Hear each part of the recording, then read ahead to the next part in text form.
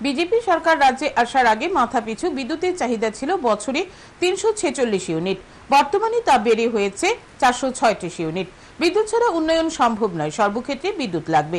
বিদ্যুতের বিকল্প কিছু নেই, তবে ভবিষ্যতের কথা চিন্তা করে সোলারের উপরে গুরুত্ব দেওয়া হচ্ছে।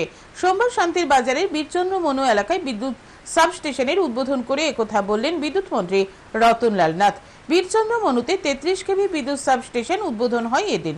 8,10,68,961 টাকা ব্যয় করে 33 কেভি বিদ্যুতের সাবস্টেশন নির্মাণ করা হয়। 2019 সালের 26 আগস্ট এই সাবস্টেশন নির্মাণের কাজ শুরু হয়। এদিন বিদ্যুৎ মন্ত্রী রতনলাল নাথের হাত ধরে এই প্রকল্পের সূচনা হয়। অনুষ্ঠানে মন্ত্রী ছাড়া উপস্থিত ছিলেন সমবায় মন্ত্রী শুক্লাচরণ নোয়াতিয়া, শান্তিরবাজার বিধানসভা কেন্দ্রের বিধায়ক প্রমোদ রিয়াং, শান্তিরবাজার পুর পরিষদের চেয়ারম্যান স্বপ্না বৈদ্য, ভাইস চেয়ারম্যান সত্যব্রত সাহা সহ অন্যান্যরা। অনুষ্ঠানে এলাকার প্রচুর মানুষ অংশ নেন।